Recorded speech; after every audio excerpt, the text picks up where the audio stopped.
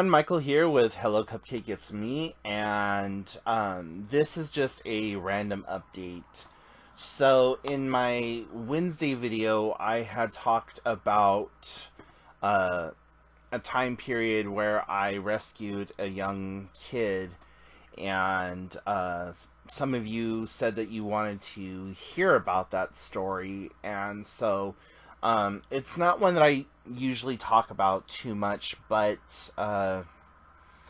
it was like right before the holidays, like right around this time period. I think it actually was closer to November or December, but anyways, I was going through a lot of depression and stuff, and had really withdrawn from my friends and my family at the time, and I was just feeling like crap. And really didn't want to get out and do anything or go anywhere or what have you. And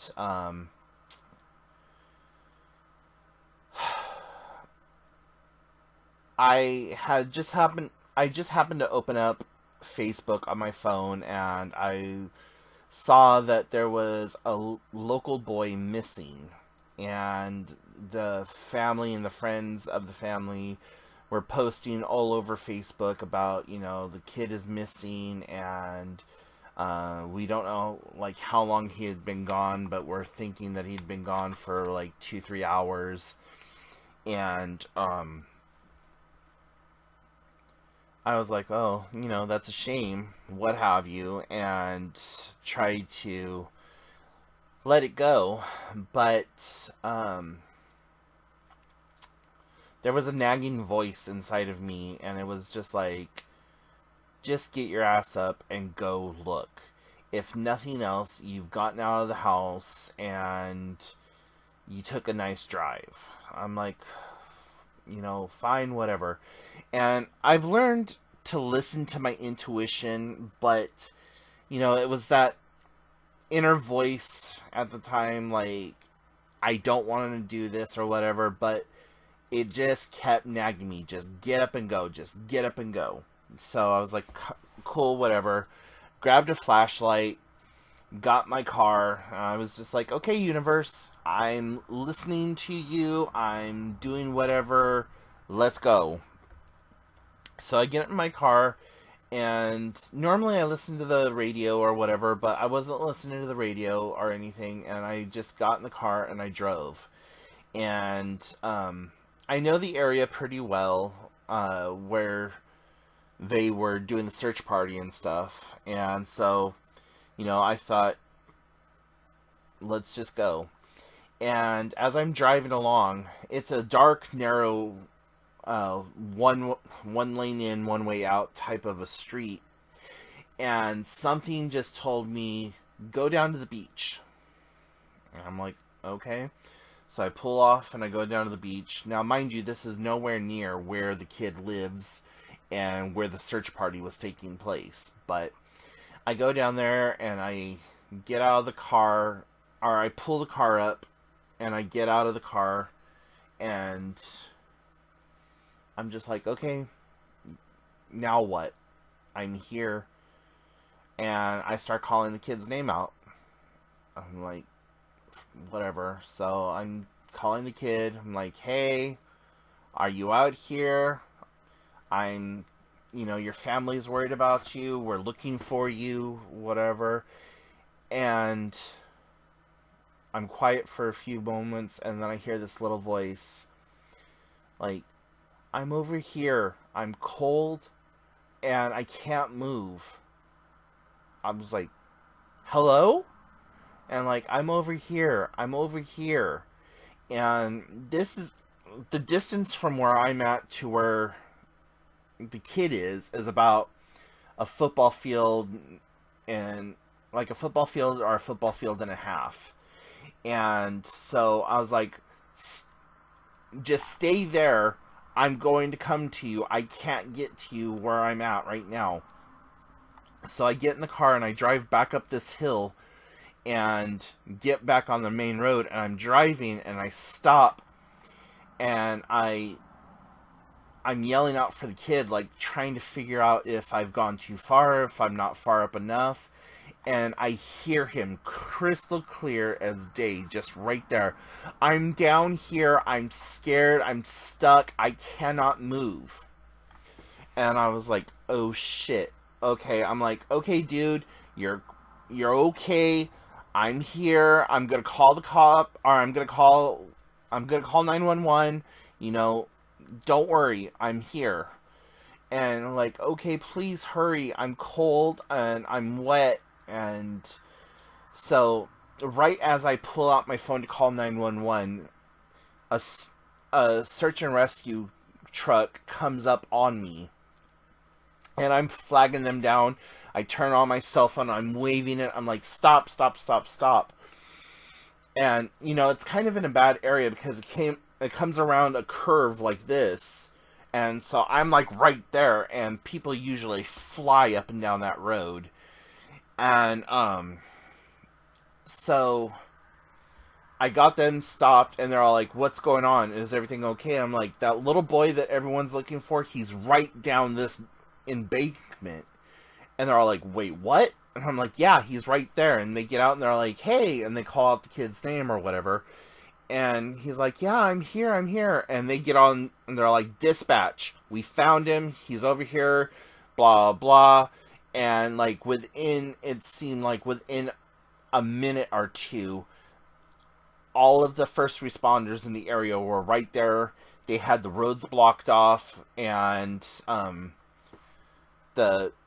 I was being questioned as the fire department, or fire rescue, whoever, search and rescue, went down the embankment and got him. He was stuck in mud, and the tides were coming up. And had they continued looking the 4 or 5 miles away from where we were, they would not have found him, and the boy would have drowned.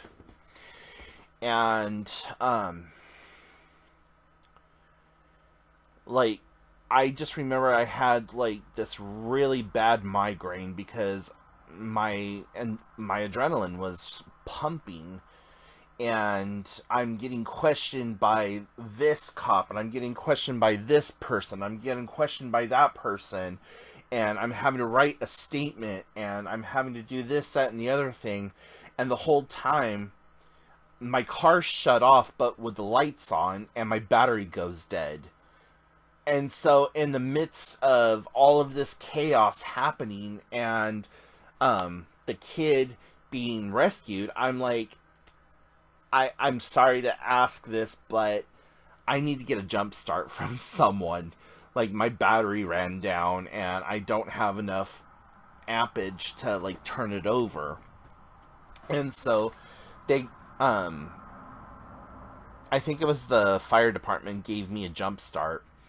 And I cleared it with everyone. I said, "Is it okay that I go ahead and leave or whatever?" And they're like, "Yeah, you know, just make sure that we have your name and your phone number and your address or whatever." And I'm like, "Well, you know, here's my ID card." And I wrote all the stuff down on the statement, and I gave it to this police officer over here. But here's my driver's license. Here's my name. Here's my address. You know, I'm local. I'm just right up the street here. And so that was it as far as I was concerned. And I called and I talked to one of my friends, and she happened to be friends with that person, and she's like, "My God, Michael, you need to, like, your story needs to get out." I'm like, "No, I don't want any recognition for this. I don't want anything from it.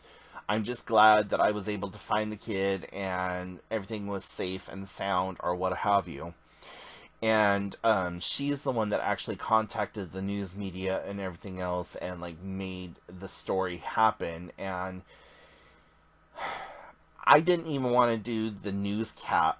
Like, when the news crew called me up and said, "Hey, we want to do an interview with you at the beach where you found him. Meet us there at X, like, at this time or whatever else," and blah blah. And so I was so nervous and had no idea, like, just what to expect. I've been on television before and interviewed and stuff, but never for anything like this. And I was just so freaking nervous. And I got to meet the news anchor, and she was just really amazing, very calm, very sweet.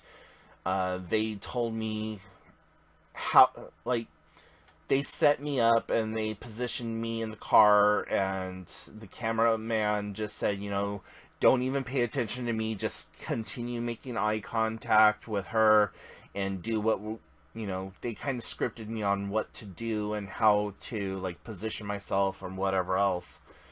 And yeah, then there was just the entire newscast that came out, and then all the subsequent news stations around town and here in Washington got a hold of it or whatever, and contacted me and asked for statements and so on and so forth. So, yeah, it was a really interesting time, and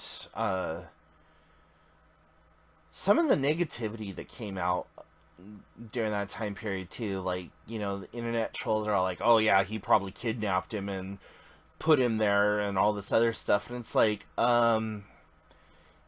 if I kidnapped the kid, why the hell would I call the cops on myself? Like, I had no connection to this child. I had no connection to the family. I had no nothing. Like, it literally was that I was depressed and not feeling all that great, going through mental health problems, and listening to my instincts, or to that little inner voice, and getting up and going out and whatever. Like, I had nothing really to do with it outside of the fact that I found him, that I went out and got in my car, drove to the beach, and just happened to find him. He lives nowhere near that beach. He actually lives about 5 or 6 miles from where he was found. They were looking for him on the other end of this island, and he had walked all the way down there to the beach and decided that that's where he wanted to go try to hang out or whatever. I mean, I still have never met the kid. I met the grandmother once by accident when I was at the store, and I was talking to the store clerk about what had happened and what was going on or whatever, and she's like, "Oh my God, you're the guy who found my grandson?" And I'm like, "Yeah." And she's like, "Oh my God, I'm so thankful." And she came over and gave me a hug or whatever. And, like, again, I did not want the recognition, and it's something I don't really talk about, but that's the story. And so here in a moment, I'm going to put the clip on here, and then I'm going to put the excerpt from the newspaper on here as well.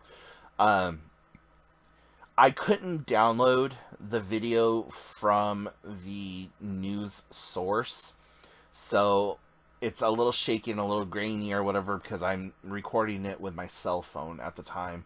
And at the time, I didn't have the cell phone that I do now. I had the Samsung Galaxy S7, and I have the S21 now, so, it's been a while. So sorry about the quality. And then after that will be the news clip, or the news clip that I took out of the newspaper and scanned or whatever. So that's the story. If you have any questions, comments, concerns, put them in the comments section down below, and I will talk to y'all later. Bye, guys. Behind the wheel, in the same spot where a long shot hunch helped end a desperate search, is where we met Michael Peterson. Just posting in case someone sees him. He says it all started with a Facebook post he could not ignore. Been missing for 4 hours. A 10-year-old boy with autism missing. There was this nagging voice inside me. A voice that told him he had to do something. I got in the car and decided to lend an extra set of eyes. On a dark and cold Thursday night, he set out to help find a person he had never met before, missing from Marrowstone Island, a place Michael knows well. I grabbed a flashlight and hopped in the car, said a little prayer, and headed out this way. He says he acted on instinct. My first thought was to try the beach. He went to Indian Island Park. I decided to come down here, and then that's when I started calling out his name, and I thought I heard a faint, "I'm over here." Michael says the boy was 500 yards from him, stuck in the tidal flats. He called 911, then waved down a firefighter who was driving by. I was just blessed that I was the one who found him, and happy that the story ended the way that it did instead of a more tragic way. Firefighters say they reached the boy around midnight. He was cold and wet, but uninjured. In Jefferson County, Natalie Swaby, King 5 News. And tonight, firefighters are confirming Michael's story. They say they checked with dispatchers and the 10-year-old boy, and it does appear Michael's quick thinking, his quick action, helped solve this missing persons case.